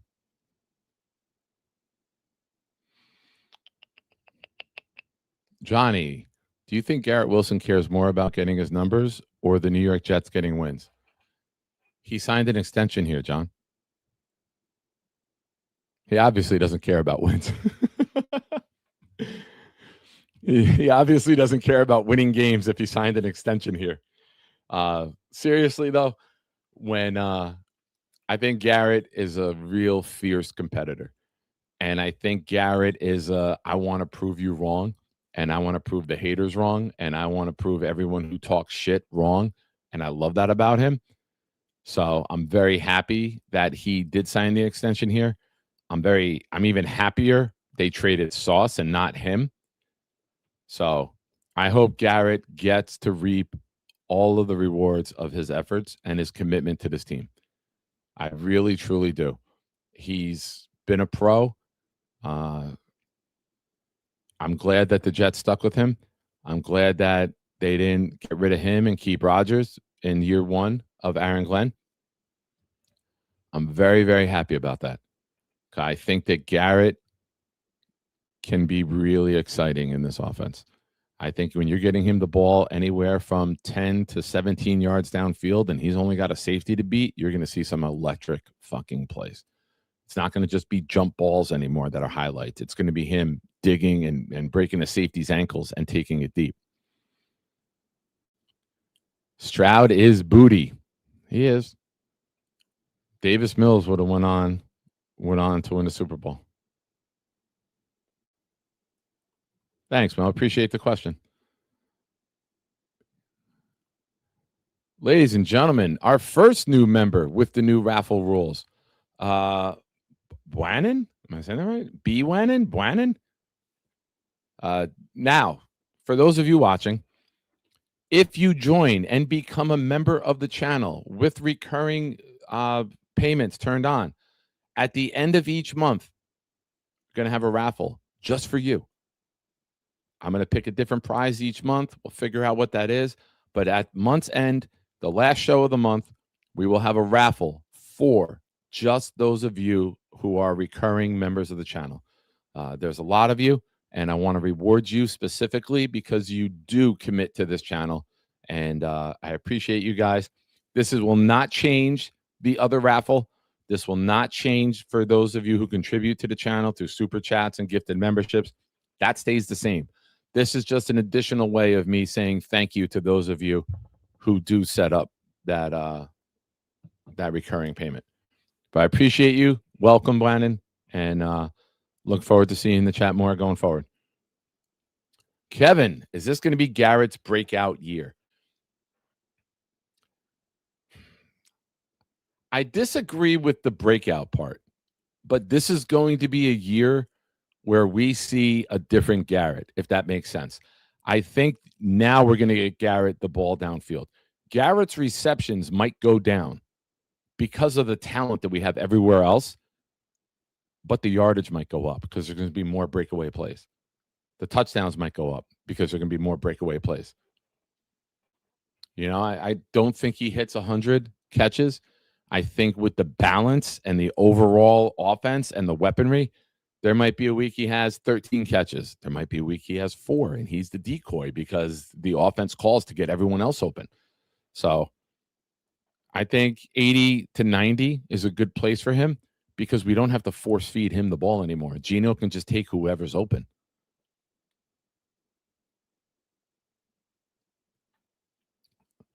Now, granted, with these other weapons, Garrett can be open all the time. We've seen what Garrett can do. So we're kind of going into a blind because we don't know the chemistry Geno has with these weapons. It's not like it's a year 2 with Rodgers or having Zach for a couple of years, you know, with watching him just throw the ball to Garrett or Garrett accumulating stats late in the game because we're down a lot. But I think that I think overall the offense will be more explosive, and you don't have to count on one guy to do it. I think that's going to be the beauty of this offense, Kev. I think the beauty is going to lie in everyone else can step up. You want to take Garrett away? All right, watch what we do. You want to take Sadiq away? You want to take the seam away? All right, watch what we do. We're going to beat you up on the outside the numbers. We're going to swing past the Brees time and time again. We're going to do tight end screens. We're going to do quick outs to the tight ends. We're going to do a slant on the outside, a quick out by the tight end, and let the tight end turn up the sideline. We have the ability to just get the ball in the playmakers' hands and watch them do what they can do. So I think that's where the beauty lies, is that you can take away Garrett, double team Garrett. Go ahead. Now your safety shaded over. Oh, we're going to run right past you with Mitchell or Arian Smith. Oh, your linebackers got to play wide because we've thrown 3 swing passes to Brees Hall already. Okay, fake the shoulder shimmy and then hit Sadiq or Taylor right up the seam. There's layers to the onion. There's going to be layers to the offense that we can manipulate the defense, like Reich said earlier in the quote from the Cimini article, where we're going to be able to fuck with you. We're going to be able to toy with you. We're going to be able to get you in the defense that we want you in, and then we're going to beat you with it.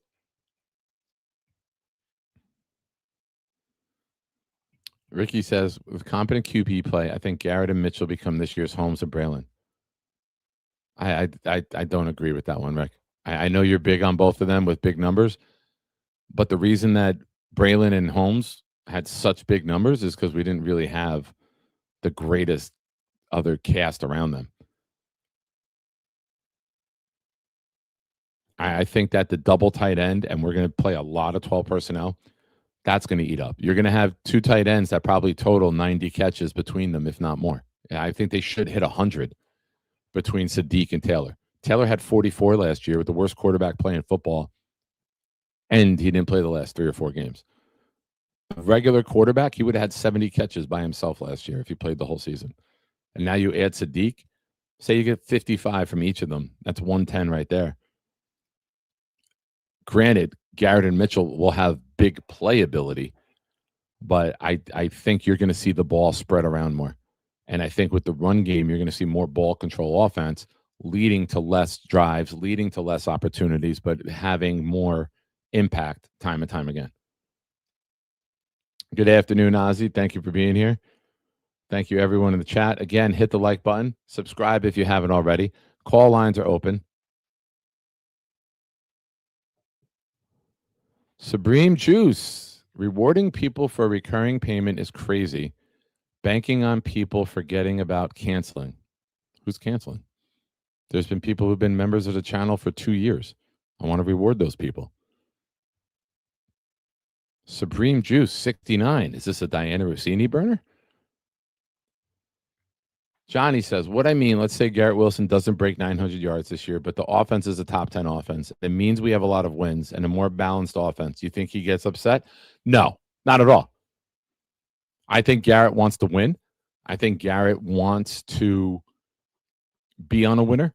And I think Garrett will have enough big play opportunities and moments that he's not going to care. And if he does, ship him out. If we start winning and he starts rocking the boat when he hasn't rocked the boat when we were losing, yeah, I don't see Garrett doing that, though, John. I'm just going with the discussion point. Yeah, Garrett wants W's. Granted, he does want the ball thrown his way, and we know Gino will feed his stars the ball. I don't think you have to worry about target share with Garrett. Garrett will lead the Jets in targets. But Garrett is a smart enough football player to know. Don't forget, he came from Ohio State, where there's elite weapons everywhere. He knows this might not be my week to shine, pun intended. It might be the tight ends week. It might be Brees's week. It might be Mitchell's week. It might be my week. Granted, Garrett will have more weeks at the end of the season, but I think just getting the ball out, staying within the scheme, playing within himself for Gino will lead to some good numbers for everyone across the board.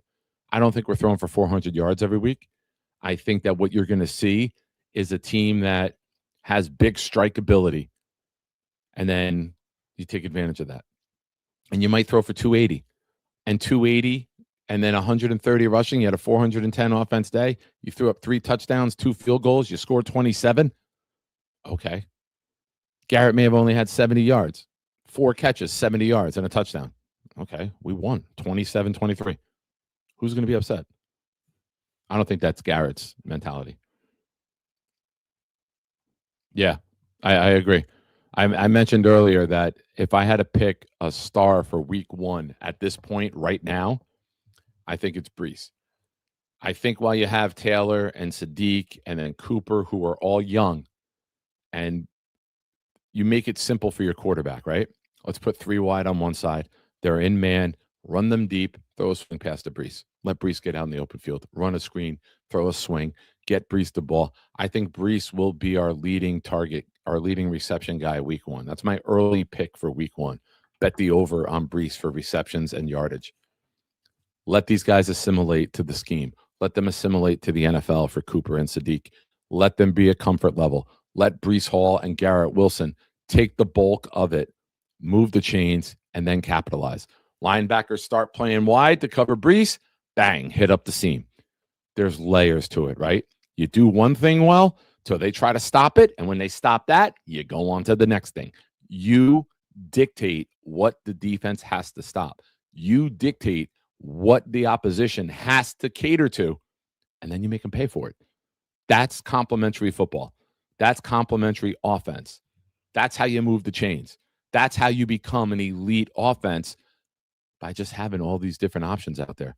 How many times you throw a swing pass to McCaffrey, dump it off to McCaffrey, Kittle up the seam because the linebacker's got to account for him.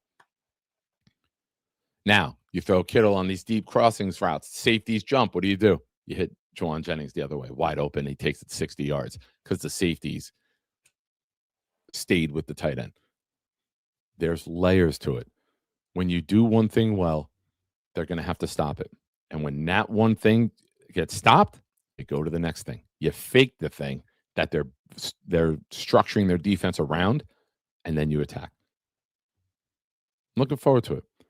I think that the possibilities for us to watch the best football we watched in a decade. I think this is easily going to be the best football we've watched since the Fitzpatrick year in 15. It'll be 11 seasons. It's a low bar. I know. It's not hard to clear. 7 wins was our high. But I think overall, you're going to see talent come together. I think you're going to see coaching improve. I think you're going to see schemes that we haven't seen yet. And I think when the dust settles, a healthy Jet team can win 8 or 9 games. I think we're going to shock some teams in the NFL. I think we're going to shock the NFL as a whole. I don't see us being doormats week after week after week. When you're good in the trenches, which we are on both sides, you have a shot in every game. You do. That's the truth of it. If you have stability and ability at the line of scrimmage, you can beat anybody. If you can pass block and let these weapons get open, we're going to win games we're not supposed to. Not all of them, but we'll win a couple games we're not supposed to. Everyone loves to do their little WL chart. Okay? A couple of those L's are going to be W's because our offensive line is just dominating. A couple of those L's are going to turn to W's because our defensive line, you can't do a goddamn thing on them. Granted, some of the W's might turn to L's because of that matchup. Cleveland's a scary team because their ability in the trenches. Now, they've lost their offensive line. Our defensive line might have fun with that, but you still got to account for Garrett and Mason Graham and then the rest of that defense. That defense is crazy. But, folks, appreciate you guys for being here. Hit the like button if you haven't already. Last call, gifted memberships, super chats, doubled. We're treating today like the Sunday show since I did not do one last night. Call lines are open. Last call for calls. Bigger season, Brees or Garrett?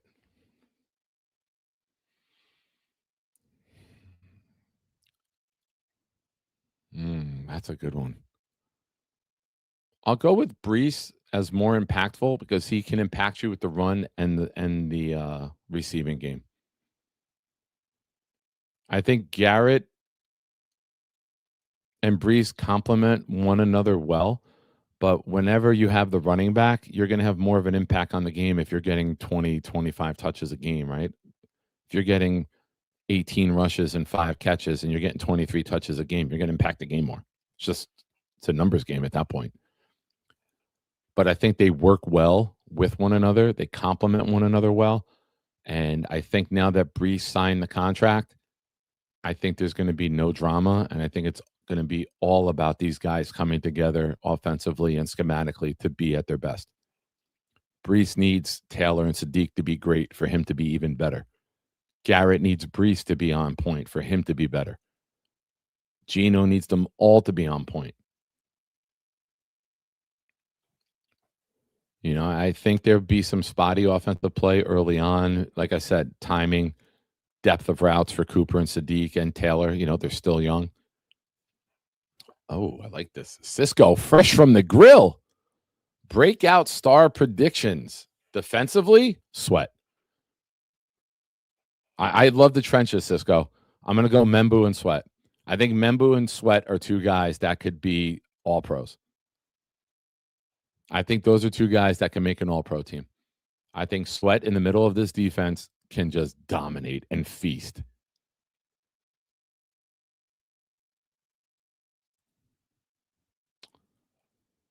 You know, if I'm going to the rookies, I think Bailey and Will combination, man. I think you're looking at 20-something sacks between them. I mean, whoever gets an interception is the breakout star, right? You get an interception, you're immediately a breakout star. And you know who I'm going to go with offensively? Braylon Allen.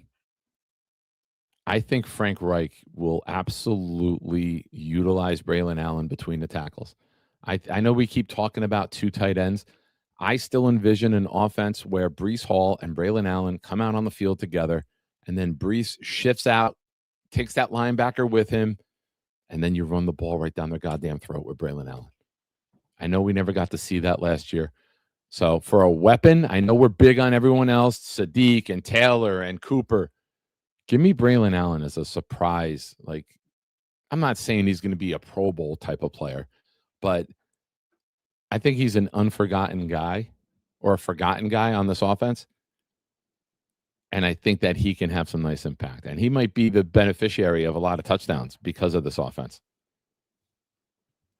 I think when you're looking at a guy who could surprise Jets and like you're looking like, wait a minute, he's got like 3 games in a row with a touchdown. Oh, look at that. We went double tight end and ran Braylon Allen behind Membu and Tittman time and time again. 3rd and 2 has been easy to convert because we're running with Braylon Allen. And then you get Braylon Allen going. You run the I formation with Braylon Allen up as the fullback, Breece deep. You fake it to Breece, and then you flip it out. Or you fake it to Braylon, and then you flip it out to Breece, and now you got Breece out in the open field because you ran the ball so goddamn effectively and efficiently between the tackles. Fuck, it's only Memorial Day weekend? I'm fired up, baby. Yeah, Cameron took right out of my mouth. Watch. Yeah. And that's the beauty of this. That's the beauty of it. That's the beauty of having all these weapons. Yeah, look at that. Black Gypsy agreeing with me. You know it's got to be a good idea if we agree. Breece and Braylon with 2 tight end and play action gives us a lot of options. It does. You know, you can bring in Breece and Braylon with Garrett and with Taylor and Sadiq and have a lot of fun.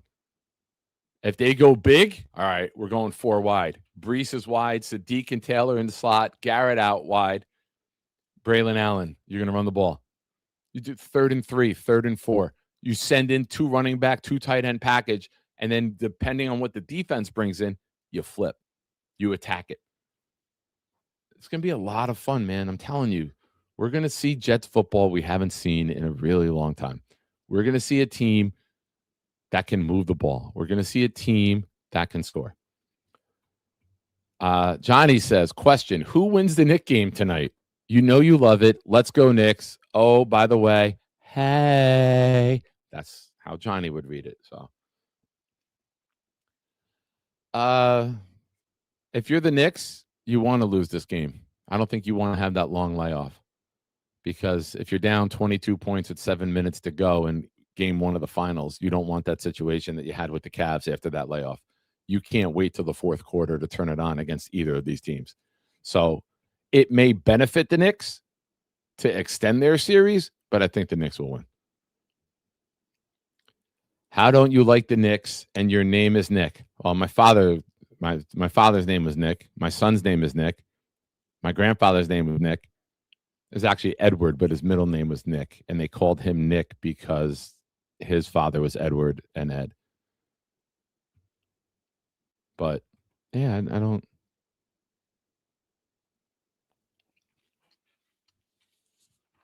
Sore throat. Daniel Meehan. Nick, like I keep telling you guys, realistic expectation for Sadiq and Cooper. They're rookies. Agreed. I don't think their contributions will be big, but I think their presence will be big. These are guys that you have to account for. These are first-round weapons. You know that. You drafted Waddle early. I believe he was round 1. You know, when you get weapons on the field, the defense has to account for them. And these are guys that are round 1 legit weapons. And I think that the defenses will have to account for them. And now you have to account for Garrett and Breece. Mason Taylor had a nice rookie season as a second-rounder. Sadiq comes in as an elite weapon. Cooper, A.D. Mitchell, Braylon Allen. We have the best cast of weapons we've had since we walked off the field in Pittsburgh in January 23rd, 2011, for the AFC Championship game. How it comes together is to be seen.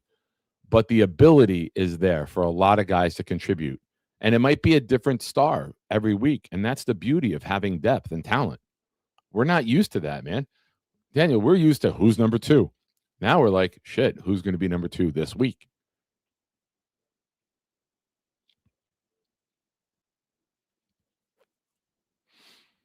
Yeah. I mean, they used it a little bit in the preseason last year. He's got ability to catch. I think the running backs in week 1 in the passing attack are going to be the surprise. I think you just run these guys deep, dump it off, dump it off, dump it off. And when they step up, then you go over the top.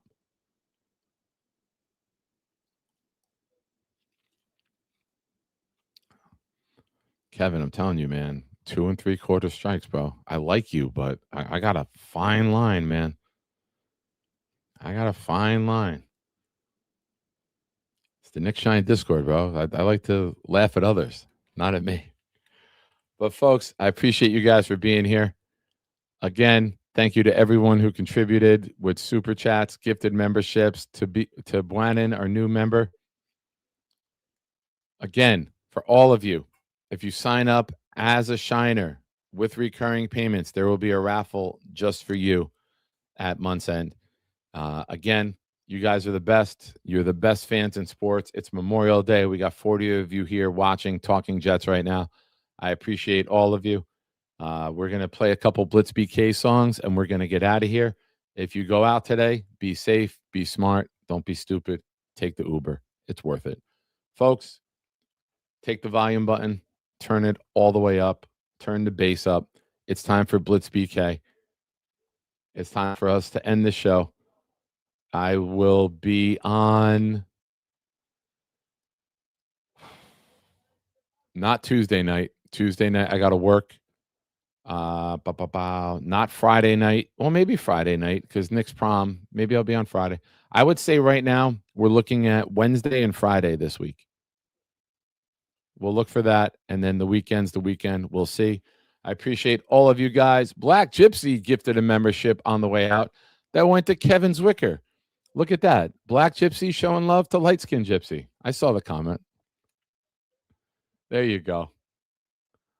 All right, everyone. God bless. Be good. Go Jets. Here's Blitz BK. Couple bangers from him, and we're out.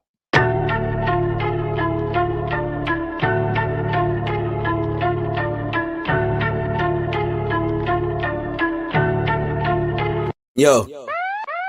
Engines roar when the Jets take flight. Green lights glow in the Jersey night. Skyline lit when the squad ignite. Gangrene rolling, yeah, the Jets take flight. Yo, every show we bring the Jets all through, the speech is clear. Real fan talk, we survive rebuilding years. Seen quarterbacks come, we seen them disappear. Still solid with my team, no bandwagons here. Green stitch to my fibers, won't switch to the Niners. Quick like Vic, I see victims in my visor. Jets loss is heavy, but the pride is never left. Stood 10 toes down when the season felt like death. New season feels like fresh air. New OC and QB, man, I always love the fresh pair. Like the man Jordans that I'm rocking with my Jets gear. Hoodie but no cap on, never play it off, but we gotta get the Jets there. Let's share ideas for this team for this next year. It's fair to think we'll do better in those big chairs. Shit, yeah, hire Dream Bean to run this shit here. Take this playoff streak and make it disappear. Engines roar when the Jets take flight. Green lights glow in the Jersey night. Skyline lit when the squad ignite. Gangrene rolling, yeah, the Jets take flight. Jets take flight.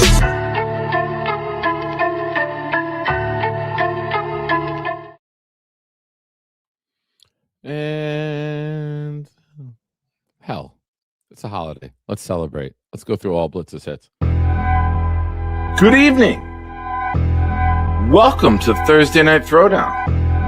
I'm your host, Nick. When the blitz comes, there's no one to block him. It's 10 o'clock, get ready for the showdown. 9 toes down, Nick, ready for the throwdown. We proud Jets fans, we don't play with them pronouns. Best roster in the league, we playing with the pros now. They tell us slow down, call us delusional. call us losers as usual, but this season will be beautiful. Shotgun with you know who, but run it instead. Lad Hall hit the hole hard. That's what she said. Ground and pound like it's 2010. The chat, we got many friends. Johnny wearing hats for super chat and watch him breathe again. Nick put the link so Bobby can call and speak again. Bonesy get the blunt, I got the weed and pens. We speaking green again. Jets news like it's CNN. A-Rod and Charles Gorman, it's like we seeing twins. Feeding tins, pounding on these bleeding fins. We 14 and 18 when they needing wins. They ain't seeing them. We run the ball and play defense. This is AFC hell where the teams repent. Ladies and gents, welcome to MetLife. This is Jet Life. We bleed green, this our best life. We just nice. Let's say what's up to everyone. Good evening, everyone. Normally, this is the part where I go into a monologue about the Jets. I gotta address something first. There's been some shit talk out there about this program. Don't talk shit about my family. They're my family. And this just in, you can go fuck yourself.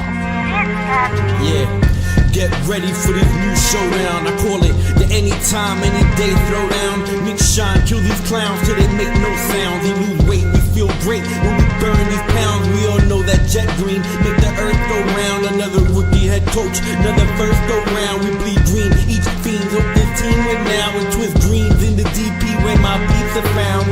Shiners unite, knock the lights out of midnight. We go show for show, goon for goon. We can fist fight, I rip mics. Clemens and Williams, all the dislikes. Bunch of Jets rappers out there, they ain't this nice. I did this twice. Got a sick addiction, so the green and white's my vice. I gave it blood, sweat, and tears. Yeah, I paid my price. Many years on the flight, no prescription, but I need a championship in my life, yo. For as long as I'm alive, I got your back because you always had mine. And I fucking love you guys for that. So, keep coming back. It's a fun place to be. We don't turn people away. We don't talk down to people. Maybe we the people, but that he deserves it.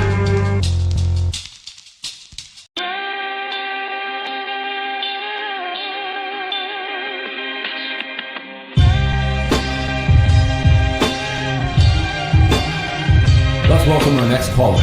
Ladies and gentlemen, it's... What's on your mind, my friend? We've been beat up, laughed at, kicked while we down. Told we no good, just a circus of clowns. We hear our team is no good and our owner's a bum. Making poor decisions with help from his son. Back the F off, please keep your hands off the team. For you this is a business, for us we bleed green. You got Muji and Glenn to make decisions that's tough. So just sign the checks and shut the F up. Cause year after year you like to mess things up. And on behalf of Jets fans, enough is enough. I get it. We're all frustrated. But let me tell you why it's going to turn around. It's shine time, game time, 2025. Need a Super Bowl win while I'm still alive. We got O-line, defense, backs who can run. With Wilson and Sauce, this could still be fun. Don't stress, don't fret, don't worry about the past. With Glenn at the helm, we'll turn around fast. It's time to tell you what you need to know. Sit back, relax, it's the Nick Shine Show.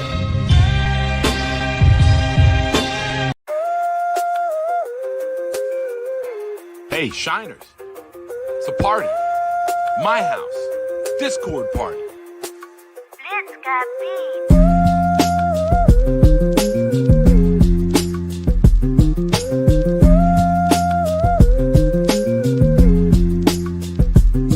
Yo, we at Sean's crib about to turn up. Music bumping, party jumping. Please someone fill my cup. We greet each other. Merry Christmas! And let the Jets suck. While Bobby yells at scandal. Shut the fuck up.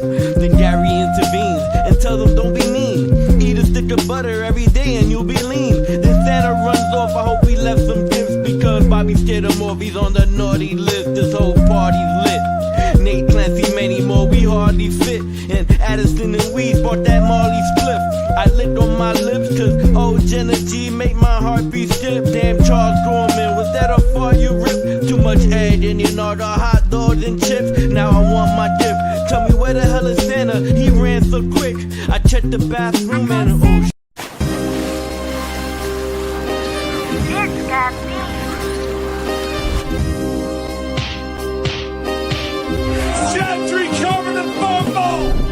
Any day, any night, we all shine, bro. First class shine time, the Nick Shine Show. Anytime on YouTube if you don't know. The Nick Shine Show, the Nick Shine Show. Dim the lights, but it's still bright as Nick time. Day or night, this is his prime, it's Nick Shine. Proud fan, well defined, so get in line.